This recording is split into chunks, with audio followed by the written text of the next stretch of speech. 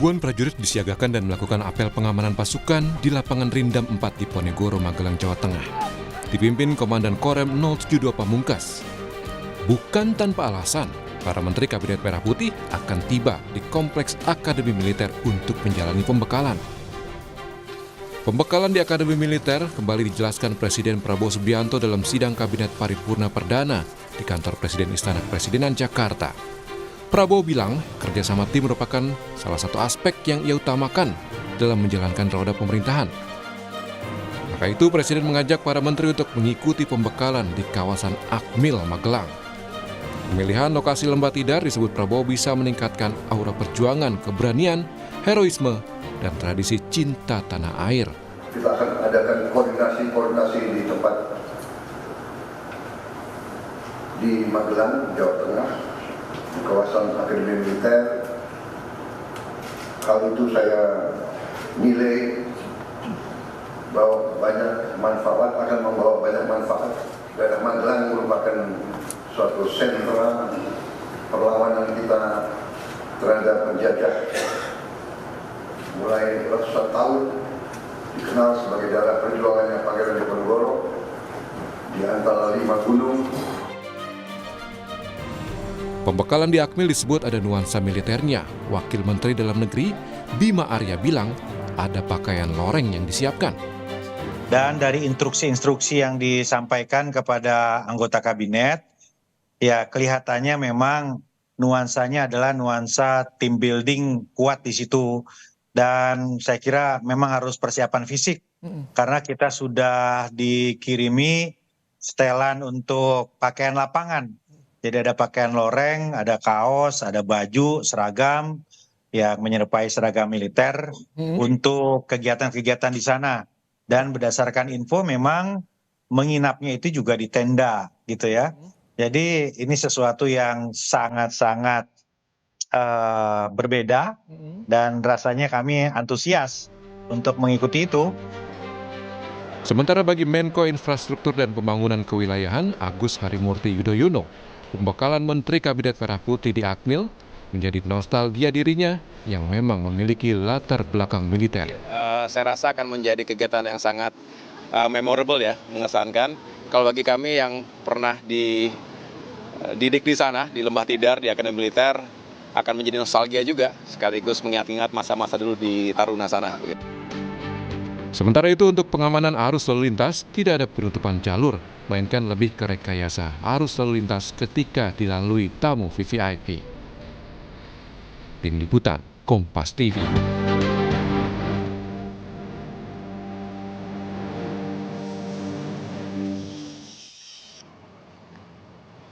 Saudara, kerjasama tim menjadi fokus utama pembekalan menteri dan anggota kabinet lainnya di kawasan Akademi Militer Magelang. Apa akan ada nuansa militer pada pembekalan kali ini atau hanya lokasinya saja yang di Akmil? Kita akan bahas bersama Menteri Koperasi Budi Ari Setiadi, analis politik yang juga Direktur Eksekutif Indo Strategik Khairul Umam, dan psikolog Andik Matulesi. Selamat pagi Bapak-bapak. Selamat pagi. Selamat pagi. Pagi Pak Menteri. Selamat pagi. Pagi. Ini ada Pagi semua. Pagi Pak Menteri, ini yang berbeda, satu hal yang berbeda di kabinet kali ini, bahwa ada pembekalan di Akademi Militer, di kawasan Akademi Militer di Magelang, Jawa Tengah. Nah, kalau tadi kita lihat berita pengantar ya, ada Mas Wamendagri, Mas Bima Arya itu antusias katanya untuk mengikuti pembekalan. Lalu Mas AHY, Mas Menko juga mengatakan ini satu nostalgia karena kita pernah ditempa pendidikan militer di sana. Kalau Pak Budi sendiri punya kesan apa terhadap pembekalan yang akan dihadapi nanti? Seperti disampaikan Pak Presiden dalam rapat kabinet, memang tujuan keberangkatan kami semua tim Kabinet Merah Putih ke Magelang ini memang untuk memperkuat teamwork. Ya. Karena memang persoalan bangsa, persoalan negara, dan persoalan kerakyatan ini harus diselesaikan secara bersama-sama. Tidak ada lagi ego sektoral, tidak ada lagi bisa jalan sendiri. Jadi semangatnya harus semangat kebersamaan. Karena banyak permasalahan itu harus dikerjakan bersama-sama. Karena itu pembangunan team building perkuatan teamwork ini menjadi penting bagi jalannya pada pemerintahan khususnya kabinet merah putih gitu Mas. Oke. Sepertinya juga ada hal khusus yang ingin ditunjukkan oleh Presiden Pak Prabowo Subianto lewat pembekalan ini. Kalau Anda melihatnya tujuan selain tadi karakter building, leadership gitu, ada unsur lainnya misalnya melatih kedisiplinan begitu para menteri atau ada kesan lain, Pak Budi? Ya pasti karena sesuai dengan namanya Kabinet Merah Putih ini kan simbol persatuan, simbol kebersamaan, simbol kebangsaan, dan juga Pak Presiden menekankan tentang pentingnya persatuan nasional. Karena perjalanan catatan sejarah bangsa-bangsa di dunia juga mengatakan bahwa hanya bangsa yang bersatu, bergerak secara militan lah yang bisa membuat negara menjadi maju, dan itu ditekankan oleh Pak Presiden kepada kami semua. Kami sebagai pembantu beliau di Kabinet Merah Putih memang dituntut mutlak untuk bekerja sama, punya semangat, punya loyalitas, cinta tanah air dan sebagainya. Ya, satu kalimat yang saya catat, semangat militan ini satu hal yang positif Pak Menteri. Semangat militan yang dibangun oleh kabinetnya Pak Prabowo, Kabinet Merah Putih. Artinya sudah siap untuk menjadi menteri yang militan begitu ya 5 tahun ke depan Pak Budi ya? Dalam pengertian militan ini loyalitas terhadap pekerjaan dan juga loyalitas terhadap bangsa, negara, rakyat gitu. Kepentingan negara, kepentingan bangsa, kepentingan rakyat di atas segalanya. Sehingga kita berasal dari latar belakang yang berbeda-beda, partai politik, kelompok, tetapi yang pasti kepentingan negara, kepentingan bangsa, kepentingan rakyat harus ditempatkan tertinggi di atas kepentingan yang lain. Karena kita sebagai pelayan publik harus memberikan yang terbaik buat bangsa, negara, dan rakyat ini gitu. Oke. Mas Umam, secara politik bangsaan, apa yang ingin didapat Presiden sebenarnya? Kalau tadi Pak Budi mengatakan Pak Menteri semangat militansi untuk membangun bangsa dan negara, kebersamaan, leadership, dan juga kalau saya menggarisbawahi soal kedisiplinan. Kalau Anda punya analisis lain soal pembekalan yang akan dilakukan di Bukit Tidar ini nanti?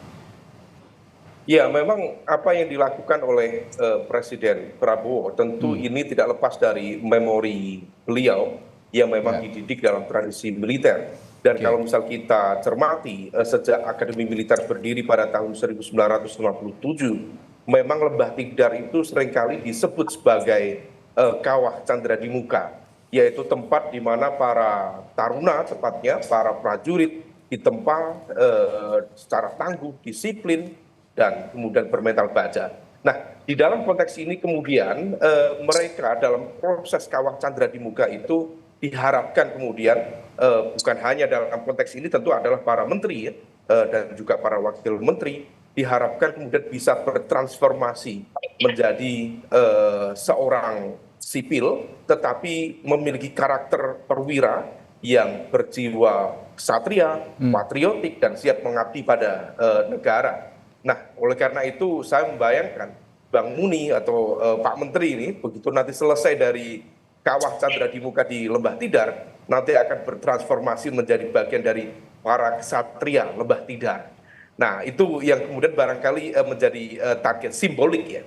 Tetapi di saat yang sama tentu forum-forum semacam ini, kegiatan-kegiatan semacam ini memiliki makna dan juga fungsi, yaitu melahirkan atau menguatkan emotional bonding, sehingga kemudian kebersamaan di antara jajaran, karena bagaimanapun juga Kabinet Merah Putih ini adalah kabinet yang memiliki warna yang sangat beragam.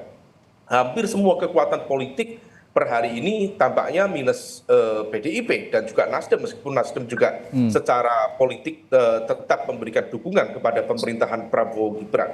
Tetapi bahwa karakter yang cukup variatif ini, elemen kekuatan politik yang cukup variatif ini, kalau misal kemudian tidak dimitigasi dengan pola pendekatan yang jauh lebih solid, lebih komprehensif, memang berpotensi kemudian melahirkan friksi-friksi, manuver-manuver yang justru bisa memunculkan turbulensi yang tidak produktif dalam sebuah pemerintahan. Oleh karena itu, ini akan diharapkan tampaknya memunculkan esprit de corps atau semacam jiwa korsa, kebersamaan di tengah perbedaan yang cukup beragam. Oleh karena itu semalam kita diskusi itu. Ini kan ragamnya di dalam itu kan ada banyak kekuatan. Dan kekuatan itu tampaknya bukan satu cara pandang. Ada juga elemen kekuatan yang saling mengincar misalnya. Ya. Nah itu kita membayangkan bagaimana misalnya ini penuturan ya dari Dr. Umar Wahid, adik dari Gus Dur, paman dari Caimin dan juga paman dari Gus Ipul misalnya, yang mana dua-duanya sekarang menjadi menteri, satu menteri koordinator pemberdayaan masyarakat, satu menteri sosial. Kata Dr. Umar Wahid, bagus juga nanti kalau di Lembah Tidar itu Caimin dan Gus Ipul diletakkan di satu tenda saja itu. Jadi biar emotional bondingnya lebih kuat. Atau misalnya Pak Erlangga, Pak Bahlil, Pak AGK itu dalam satu tenda yang sama. Artinya bahwa tentu ada friksi-friksi, dinamika kepentingan atau clash of interest akan selalu ada. Tetapi sebagai sebuah ikhtiar untuk melahirkan jiwa korsa, kebersamaan, dengan simbol-simbol. Memang ada tampaknya simbol-simbol yang sifatnya militeristik, tetapi tentu dalam konteks ini saya berharap bukan format militeristiknya itu yang ditekankan, tetapi nilai-nilai kebersamaan, nilai-nilai patriotik, ya, kemudian menjadi karakter kesatria itu yang kemudian bisa ditularkan. Sehingga para menteri bisa memahami cara pandang presiden juga bisa mengarahkan ya bagaimana kemudian dalam konteks proses pengambilan kebijakan publik, dalam pengambilan kebijakan-kebijakan strategis, sehingga kemudian tidak ada hambatan yang jauh lebih berarti. Oke, Mas Umam, untuk kalangan sipil ini tentu hal yang baru tentu saja untuk mengikuti pembekalan semacam yang dilakukan di Lembah Tidar ini di Magelang, Jawa Tengah. Kira-kira hal apa saja yang bisa didapat dari kalangan sipil lewat pembekalan semacam ini? Apakah akan ada output yang nantinya juga berbau Lembah Tidar begitu kira-kira? Ya, kita tidak tahu persis ya bagaimana format yang akan digunakan. Tetapi kalau misalnya dalam proses Kawah Chandra di muka di Lembah Tidar, seringkali memang karakternya dua. Bahkan kalau misal kita merujuk pada konsep Trisakti Wiratama atau 3 elemen dasar, kekuatan dasar, sehingga kemudian seorang taruna bisa mendapatkan predikat bintang Adimakayasa, jadi standar tertinggi dari seorang taruna atau perwira, itu adalah kekuatan intelektual, kekuatan fisik, dan juga karakter. Jadi intelektual atau fisik dulu, kemudian karakter, kemudian baru intelektual. Nah, ini yang kemudian barangkali tentu tidak bisa membentuk dalam sebuah format yang betul-betul solid dalam arti ya 3 hari apa yang bisa diharapkan. Tetapi setidaknya memang bisa kemudian memunculkan nilai-nilai kebersamaan, loyalitas, saling mendukung sebagai bagian dari tim pemerintahan yang sama. Nah, oleh karena itu kita belum tahu persis formatnya seperti apa. Kalau menggunakan format militer betul, maka harus seimbang tuh antara konteks intelektual dan mental ditempa dalam model yang sangat deras, plus ada fisiknya. Nah, saya tidak tahu persis apakah Bang Muni, Pak Menteri Koperasi siap untuk push up dan model-model rindam gitu. Tapi kalau misal saya menduga tidak akan menggunakan proses pendekatan pelatihan fisik secara intens ya, tetapi yang terpenting adalah bonding dan juga loyalitas, sehingga dalam eksekusi kebijakan publik ke depan akan jauh lebih efektif. Ya, ini kan konteksnya berarti lebih ke fisik dan mental begitu, dan kalau fisik ya itu satu hal, tapi kalau mental itu yang akan didapat adalah mungkin ya outputnya adalah yang diharapkan adalah kedisiplinan, leadership, dan juga kerjasama tim yang kuat. Saya ke Pak Andik, kalau melihat dari sisi psikologis gitu, apa yang bisa didapat oleh para menteri dan wakil menteri dan juga lembaga setingkat menteri, pemimpin lembaga setingkat menteri untuk mengikuti pelatihan di Lembah Tidar? Apa yang akan didapat kira-kira secara psikologis? Yang jelas kan dari 48 menteri Menko dan 55 wamen itu kan dari berbagai latar belakang yang sangat berbeda satu dengan yang lain, yang bisa saja punya pengalaman menjadi menteri sebelumnya, Ya. tapi ada juga yang sama sekali tidak memiliki pengalaman menjadi atau di dalam birokrasi. Gitu. Nah, biasanya persoalan mereka yang paling penting adalah proses adaptasi. Bagaimana menyesuaikan diri dengan situasi yang baru.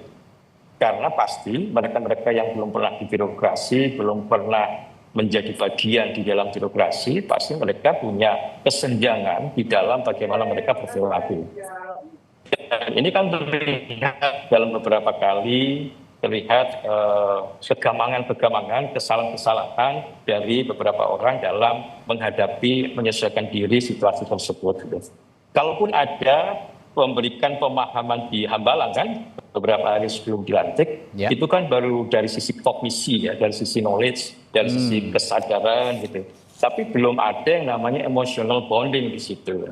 Emotional bonding itu bisa dilakukan kalau melakukan pekerjaan bersama, melakukan kegiatan bersama. Nah, di Tidar ini, di lembah Tidar ini diharapkan mereka saling bertemu. Jadi tidak hanya sekedar tambahan informasi knowledge saja, Ya. tetapi juga ada ikatan-ikatan emosional di antara mereka. Karena pasti di antara mereka belum tentu ada kesepahaman, belum tentu ada friksi-friksi yang disebutkan oleh Mas Umar tadi. Ya. Tapi akan banyak sekali perbedaan-perbedaan latar belakang yang bisa memunculkan friksi. Selain itu, kalau saya yakin Pak Prabowo kan pernah menjadi bagian dalam kabinet sebelumnya, ya, dia punya preferensi. Kalau misalnya itu tidak dilakukan kegiatan bersama, pasti orang akan berjalan bersama. Orang tidak punya visi yang sama, orang tidak punya keinginan sama, orang tidak punya komitmen dan goal yang sama. Oleh karena itu, menurut saya adalah hal yang penting untuk mengumpulkan di lembah Tidar ini. Di satu sisi, tidak hanya sekedar persoalan Pak Prabowo pernah menjadi bagian dari situ ya, tetapi preferensi pernah di kabinet sebelumnya, preferensi bahwa yang bersangkutan juga pernah ditempa di situ, itu akan menjadi bagian yang penting bagi tim ya, jadi satu tim gitu. Ya, jadi adanya menjadi satu tim, satu komitmen, maka tentunya akan bisa memiliki satu tujuan. Walaupun hanya 3 hari, itu sebenarnya tidak kemudian menimbulkan emosional atau personal bonding yang sangat kuat gitu. Harus dilakukan berkali-kali gitu. Kalau hanya sekali saja, tentunya mungkin baru sampai pada, kalau skor 1 sampai 10 mungkin baru hanya sampai di tahap 3 atau 4. Belum sampai sepenuhnya gitu. Karena persoalan mental gitu ya, persoalan mental disiplin, daya juang, kemudian resiliensi, kemampuan untuk berbagi, sense of belongingness, Ya. jiwa korsa, itu tidak bisa dibangun hanya dalam waktu 3-4 hari. Ya, Pak Andi. Tapi harus berkali-kali dilakukan. Artinya ini bagus untuk melatih kerjasama, kedisiplinan, kekompakan ya dalam koordinasi antar kementerian. Karena banyak sekali atau sering kali kita menjumpai bahwa dalam pemerintahan itu ada unsur ego sektoral misalnya, masing-masing menteri yang di bawah koordinasi Menko khusus misalnya. Ini kan jadi penyakit laten sebenarnya. Ini ada di ranah sana, ini ada di ranah sini. Nah, ego sektoral itu apakah bisa dikikis dengan pembekalan ini kira-kira? Betul. Ego sektoral, apalagi banyak kementerian baru yang sebelumnya jadi satu, kemudian berbanyak ya, misalnya di Kemendikbudristek dulunya 1 menjadi 3. Itu kan memahami tugas masing-masing saja, itu kan perlu. Ya. Padahal sebenarnya misalnya pada saat kita bicara tentang sekolah menengah dan dasar, tidak kita bicara tentang bagaimana pendidikan tinggi, bagaimana dengan budaya, membangun nilai-nilai budaya. Jadi memang menurut saya hal yang sangat benar gitu ya, sangat tepat kalau mereka itu dimasukkan dalam sebuah tempat yang namanya Bukit Tidar gitu. Karena kalau itu dilakukan di Jakarta, di hotel, nggak akan selesai gitu. Karena situasinya akan berbeda. Di Bukit Tidar ada situasi yang berbeda, situasi yang tidak hanya sekedar persoalan mental, tetapi juga membutuhkan fisik gitu. Apalagi dalam konteks kita dihadapkan dengan alam itu, maka tentunya akan bisa membangun rasa solidaritas, rasa dinamika kelompok itu akan terbangun. Oke. Pak Menteri, Pak Muni, ini kalau melihat koordinasi begitu kan, sepertinya kementerian yang Anda pimpin ini nanti akan di bawah koordinasi Kementerian Pemberdayaan Masyarakat yang dipimpin oleh Gus Muhaimin. Nah, ada juga Kementerian Sosial, Kementerian Perlindungan Pekerja Migran, lalu juga Kementerian Desa, Kementerian UKM, lalu Badan Ekonomi Kreatif. Nah, apakah kementerian-kementerian yang berada di bawah koordinasinya Gus Muhaimin ini juga sudah saling ya setidaknya berkomunikasi sebelum pembekalan, dan apa yang akan kira-kira dikuatkan untuk mengkoordinasikan di pemberdayaan masyarakat ini? Ya, kemarin itu baru sidang kabinet paripurna pertama, sehingga ini kan kemarin itu sidang kabinet paripurna untuk menerima arahan Pak Presiden, karena agendanya memang arahan Presiden. Nah, sehingga pola kerja dan tata kerjanya belum dibicarakan lebih lanjut. Tapi ya kita pokoknya intinya kita optimis lah bahwa teamwork ini masih jadi bagian penting, karena selama kepentingan kita untuk bangsa, negara, dan rakyat harusnya satu. Cuman kalau ada kepentingan sendiri, kepentingan pribadi, kepentingan kelompok, ya jadi lain lagi. Tapi kalau bagi kami sih enggak, kita harus berjuang untuk sama-sama demi kepentingan yang lebih besar itu, sesuai dengan arahan Pak Presiden. Karena bagi kami, pengabdian kepada bangsa dan negara ini adalah bagian dari untuk ikut mewujudkan Indonesia Emas 2045.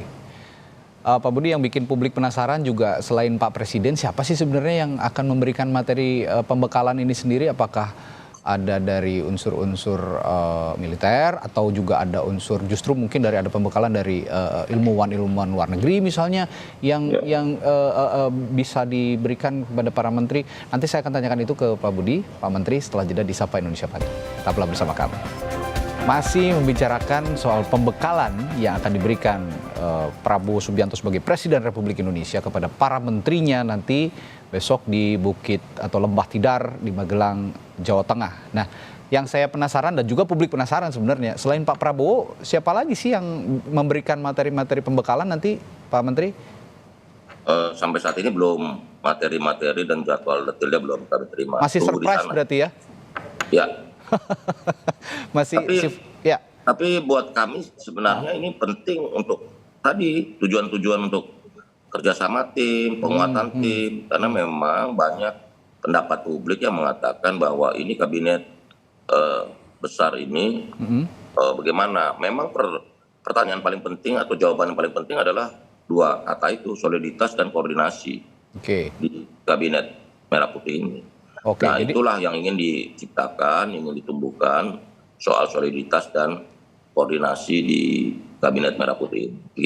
Artinya ini bisa menjawab kritikan yang selama ini menganggap, wah ini kabinet besar tapi tidak kompak. Nah, inilah jawaban atas kritikan itu, begitu ya Pak Menteri ya? Betul, bahwa Pak Presiden sudah tekankan pokoknya kepentingan kita, kepentingan negara, bangsa, rakyat harus kepentingan utama dibanding kepentingan kelompok atau pribadi. Tapi harapannya juga nggak berhenti di Pak Menteri aja nih. Kalau kemarin saya berbincang dengan beberapa analis begitu ya. Kalau bisa metode seperti ini kan sistem baru gitu Pak Budi. Kalau bisa ke bawahnya juga ikut juga diterapkan metode-metode semacam ini supaya untuk lebih solid lagi ke bawah gitu. Termasuk untuk kepentingan daerah.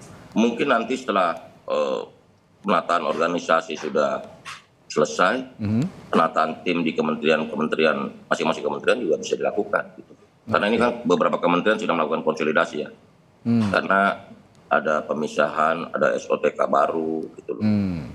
Sehingga perlu penataan dan penyesuaian.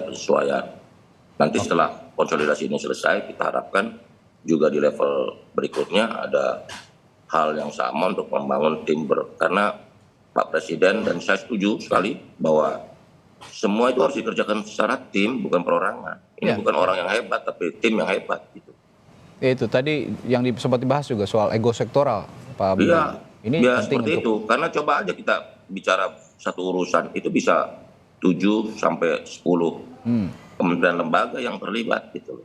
Ya, soal ego sektoral juga jadi perhatian sehingga justru itu ini juga ego sektoral ini harus kita minimalisir serendah mungkin untuk membuat kinerja pemerintahan ini bisa memberi dampak bagi masyarakat. Karena ukurannya sekarang kan kerja yang berdampak.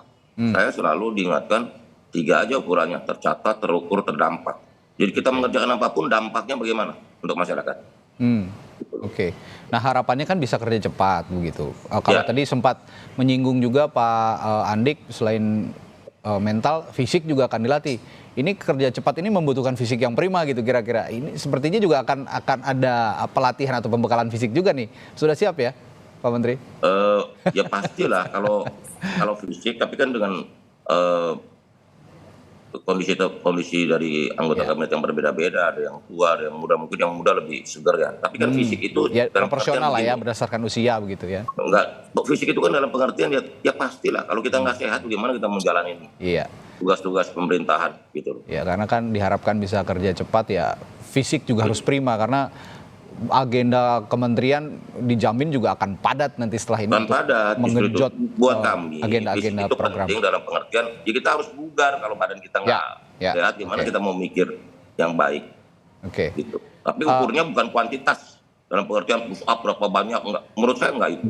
Tapi kalau kita prima, kita fit gitu loh. Bisa bangun pagi, bisa tidur agak telat nggak apa-apa, bangun pagi segar lagi, itu buat saya sih oke lah. Ya karena kita melayani rakyat kok. Kalau melayani rakyat ya harus penuh hati gitu loh. Terlebih yang besok pasti kan intinya kita harus penuh hati melayani rakyat gitu. Terlebih besok mulainya pagi-pagi sekali katanya. Pagi. Jam 5.20 betul? Betul. Wah luar biasa. Ini sudah pagi-pagi sudah bangun. Nggak tahu nanti ngebanguninnya gimana ya, mungkin pakai lonceng kali ya. Ya. bangun gitu ya. Pagi dan langsung inilah. Yang pasti kan tujuan dari kegiatan ini kan membangun teamwork, membangun team building. Membuat soliditas dan juga kita disiplin dalam tugas dan tanggung jawab kita sesuai dengan tugas dan fungsi yang diberikan Pak Presiden kepada kami semua. Gitu.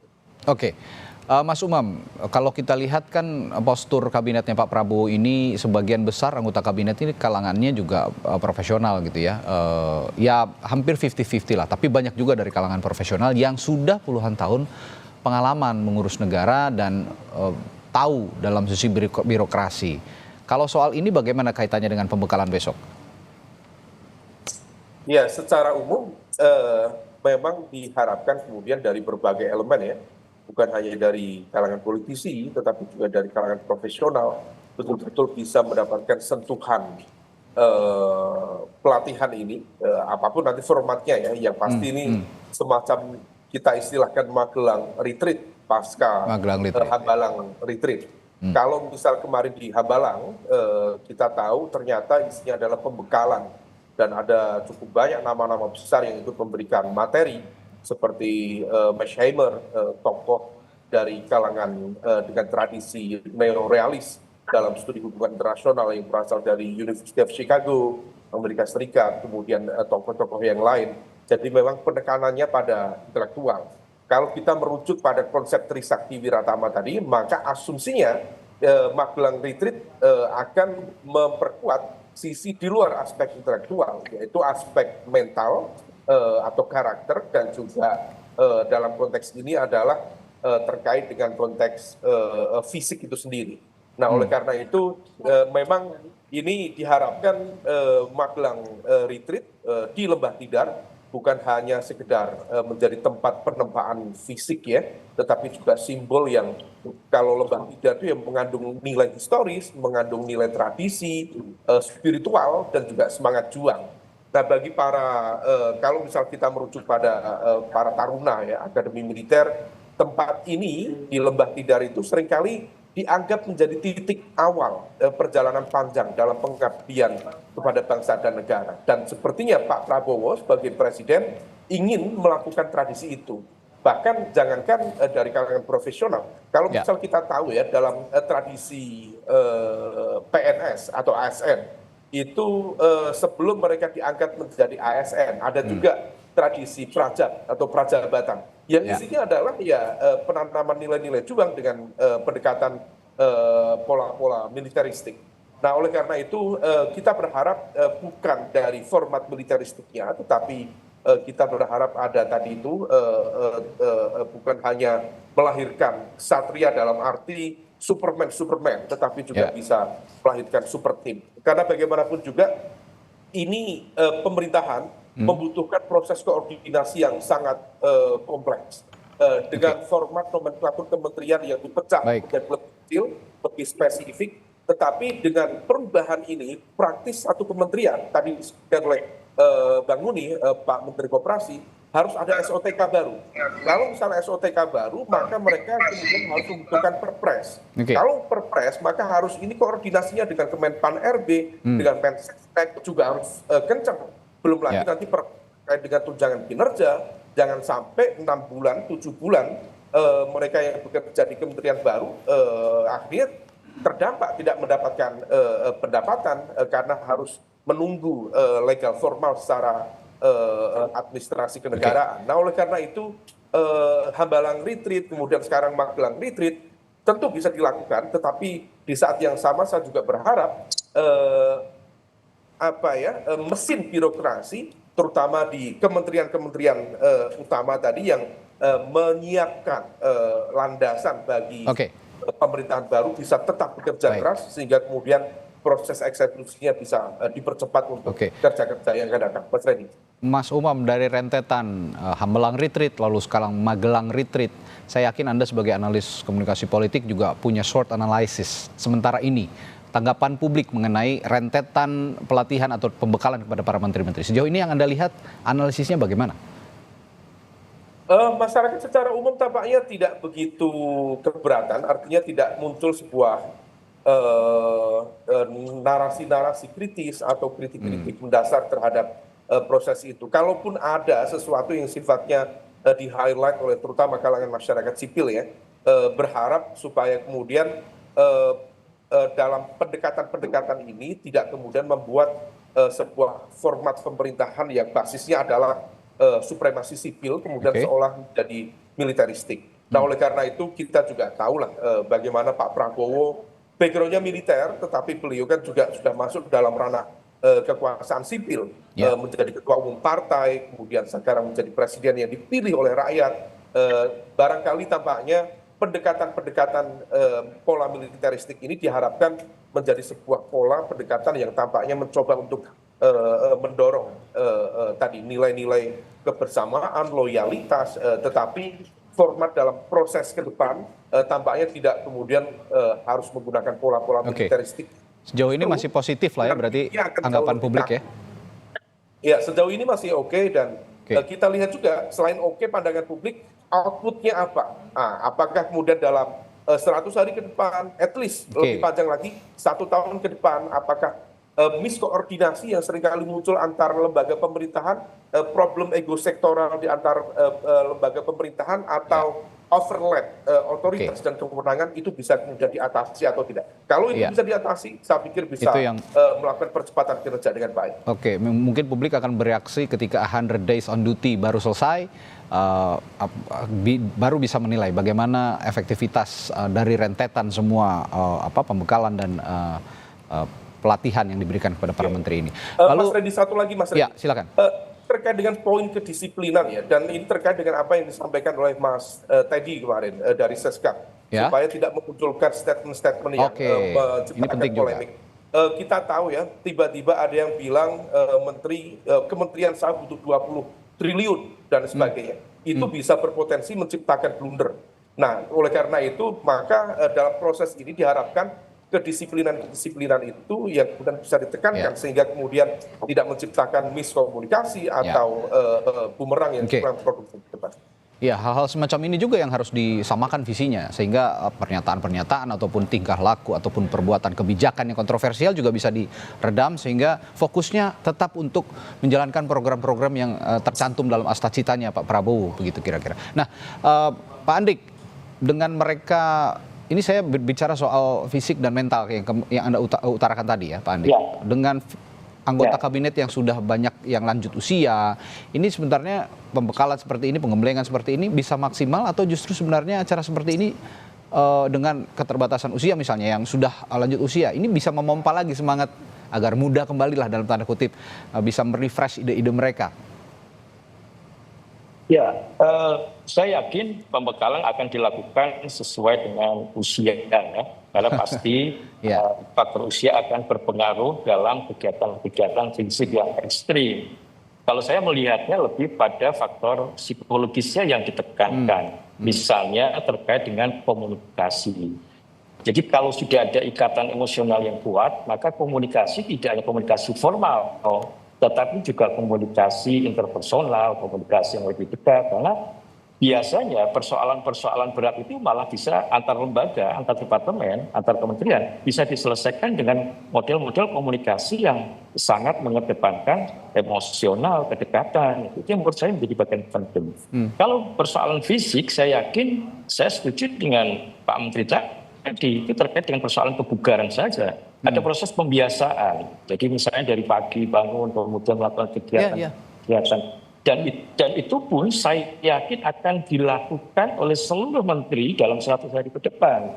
Oleh karena itu faktor kebugaran, faktor fisik, kalau itu dilatih menjadi sebuah habituasi, sebuah kebiasaan yang dilakukan terus-menerus, tentunya juga akan meningkatkan kebugaran dan akan meningkatkan juga kemampuan para menteri untuk bekerja. Karena saya yakin dalam 100 hari ke depan tekanan publik besar, tekanan program-program yang diselesaikan juga banyak, apalagi menyambut di tahun depan ya. Jadi program-program yang akan dimunculkan di tahun depan juga pasti akan sangat lebih kompleks ya, karena diharapkan dengan jumlah yang besar maka akan bisa menyelesaikan persoalan-persoalan yang lebih besar lagi. Lebih besar. Jadi dan menurut lebih cepat, saya ya. faktor psikologis itulah yang sebenarnya lebih berperan ya. Bagaimana membangun sense of belonging, bagaimana berkomunikasi, meningkatkan ikatan emosional satu dengan yang lain, itu akan menurunkan ego struktural dari teman-teman kementerian. Oke, jelas benar. Saya ke Pak Budi Ari, Pak Menteri. Apa yang sudah dipersiapkan untuk besok nih Pak Menteri, baik fisik dan mental? Ya ini seperti sehari-hari aja, tidak ada persiapan khusus. Karena memang sejak awal kita sudah diberitahu kita akan digembleng untuk menyatukan semangat, juga untuk melatih kebersamaan di antara kita. Yang pasti kita menjalankan program ini dengan sepenuh hati. Karena kita juga berharap kabinet ini tetap solid dan koordinasi bisa berjalan lancar dan mengedepankan kepentingan negara dan bangsa di atas kepentingan kelompok dan pribadi. Karena itu kita juga berharap setelah pelatihan kita bisa di Magelang ini kita bisa bekerja lebih cepat lagi untuk melayani rakyat. Semangat Pak Menteri untuk besok pembekalannya. Age is just a number, jadi usia bukan halangan untuk tetap semangat, untuk tetap bisa melayani rakyat dengan cepat tentunya, karena harapannya Pak Prabowo juga dengan postur kabinet yang besar, ini bisa kerja cepat langsung menyentuh ke masyarakat. Nah, pembekalan inilah yang jadi pintu awal, pintu masuk para menteri dan wakil menteri untuk bisa bekerja cepat, bisa disiplin, bonding satu sama lain, saling kerjasama yang punya kerjasama yang apik begitu kira-kira, dan emotional bonding juga yang tadi diungkapkan oleh Pak Andik sangat penting. Terima kasih para narasumber saya pagi hari ini. Menteri Koperasi Republik Indonesia Budi Ari Setiadi, lalu Mas Khairul Umam, analis komunikasi politik, serta Pak Andik setelah berada di Sapa Indonesia Pagi. Kita jumpa lagi lain waktu. Sehat selalu Bapak-bapak.